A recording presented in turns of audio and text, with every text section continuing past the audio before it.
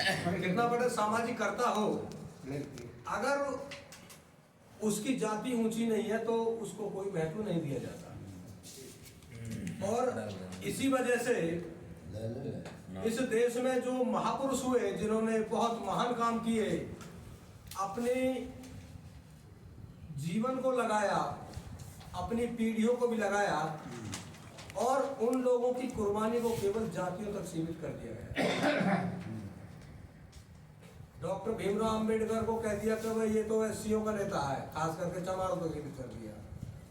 और चौधरी छोटूराम को, जो दीन बंधु सर छोटूराम जी, उनको जाटों तक सीमित कर दिया। तो ये जो विचारधारा है, यह एक तोड़ने वाली विचारधारा है। तो जो इस देश के जो मूल निवासी लोग हैं, जो SC ST OBC के हैं, उनके साथ जाति के आधार पर हजारों सालों तक शोषण किया गया, उत्पीड़न किया गया, अन्याय किया गया। कैसे किया? कानून बना करके। कानून कैसे बनाया कि जो ये आज जो संविधान है, और एक संविधान इससे पहले भी था, जिसको हम मनुस्मृति कहते हैं, जो आपने जिसका केवल नाम ही सुना होगा। मुझे पता है आपने पढ़ी नहीं होगी, सरपंच साहब पढ़ी आपने, उसके बारे में सिर्फ आपने सुना। तो मनुस्मृति में क्या लिखा है? आज के जो SC ST OBC के लोग हैं, तो पहले इनको शूद्र कहा जाता था। शूद्र वर्णों के लिए एक नियम बना कि जो शूद्र वर्ण के लोग हैं,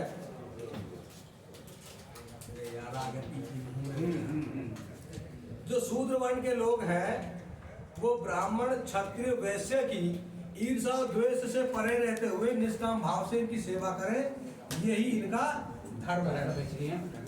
अरे इनकी बात समझ में कि इन तीनों वर्णों, इन तीन जातियों की सेवा करें। ब्राह्मण, क्षत्रिय, वैश्य। क्षत्रिय ठाकुर होते हैं, इनकी सेवा कोई नहीं होता, इनकी सेवा करो फ्री में, यह तुम्हारा धर्म है। दूसरा नियम कि यदि निकृष्ट जाति का व्यक्ति लोभवश किसी ऊंची जाति के कर्म को अपना ले, तो राजा को यह अधिकार है कि उसकी धन संपत्ति को छीन करके उसे देश से निर्वासित कर दिया जाए। जैसे कि मान लो कुम्हार है, अब कुम्हार मटका बनाने का काम करते थे। अब ये अगर किसी ने ये सोचा कि भाई इस काम को छोड़ करके कोई दूसरा काम कर ले, अगर राजा को ये बात पता चली, तो राजा वो धन संपत्ति छीन करके, चाहे वो गाय हो, भैंस हो, बकरी हो, घोड़ा हो, जो भी कुछ हो, उसको या घर मकान को छीन करके उसे देश से भगा देता था, वो भी लात मार के। ये व्यवस्था। एक और नियम था कि शूद्र वर्ण के लोग धन संचय ना करें, मतलब धन इकट्ठा ना करें। यदि धन इकट्ठा कर लिया तो पाप के भागी है, नरक में जाओगे। इस वजह से कोई धन इकट्ठा नहीं करता था। यदि कर लेता था तो वो ब्राह्मण को दान देता था। यदि हमने धन इकट्ठा कर लिया, गलती हो गई, इसको हम आपके चरणों में अर्पित करते हैं। ये नियम थे। अब जो ये व्यवस्था बनी है, जैसे जो OBC के लोग हैं, OBC कौन है? OBC वो है जिनके साथ 5 तरह का भेदभाव किया गया। नंबर 1, सामाजिक तौर पर समाज व्यवस्था में नीच है, अछूत है। जाट भी ब्राह्मण के साथ हुक्का नहीं पी सकता। अगर चाय भी पीना ब्राह्मण के घर, तो उसके कप खुद को धो के आने पड़ेंगे। ये मैंने देखा है और सुना भी है। सामाजिक व्यवस्था में नीच है। शिक्षा में कोई अधिकार नहीं है, शिक्षा से अनपढ़ है। राजनीति का कोई अधिकार नहीं है। 1950 से पहले बताइए किसको राजनीतिक अधिकार थे? किसकी रियासत थी? कौन राजा महाराजा थे? नहीं था। आर्थिक रूप से जब आप शिक्षित नहीं होंगे तो जाहिल लोग होंगे, तो जाहिल पैसा कमा ही नहीं सकता। सामाजिक रूप से, आर्थिक रूप से, राजनीतिक रूप से और धार्मिक रूप से। धर्म का यदि कोई भी हम काम करते थे तो वे खुद नहीं करते थे, दूसरे से करवाते थे। आज भी करवाते हैं। मान लीजिए हवन करवाना है, मान लीजिए शादी करवानी है, खुद फेरे नहीं डलवाते, उनसे ही करवाते हैं। ब्याह की तारीख भी वही देते हैं।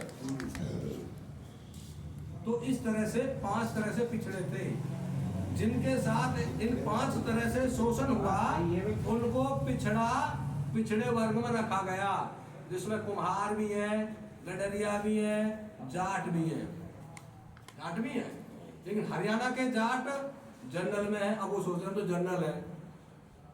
2016 में आंदोलन किया कि हमको भी बैकवर्ड में रखा जाए और बैकवर्डों का जो आरक्षण है वो हमें भी दिया जाए, लेकिन सरकार ने नहीं दिया।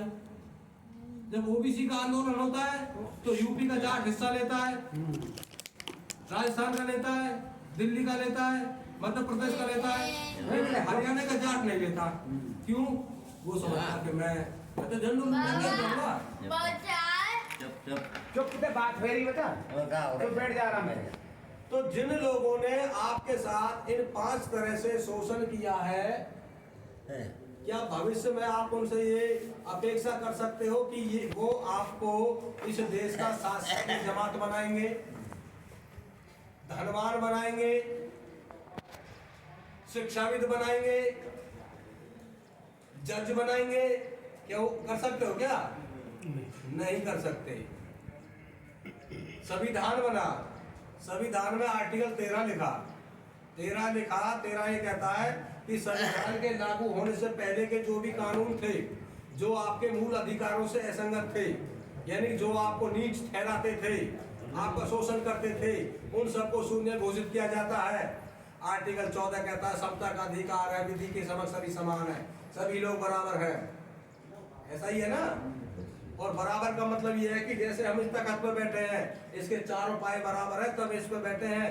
जिस मकान में हम बैठे हैं, इसकी नींव जो भरी है बिल्कुल चारों कोने बराबर की भरी है, छत डली है बिल्कुल चारों कोने बराबर के। जब छत डली है, यदि ऊंची नीची होती तो ये जो मकान है वो रहने लायक नहीं रहता, तख्त रहने लायक नहीं रहता। इसी तरह आपका खेत है, आप अपने खेत को ऊंचा नीचा कर दीजिए, आप उसमें कोई फसल प्राप्त नहीं कर सकते। उसी तरह से जिन समाजों में ऊंच नीच होती है, वो समाज कभी तरक्की नहीं करते। उस समाज के लोग एक दूसरे का शोषण करते हैं।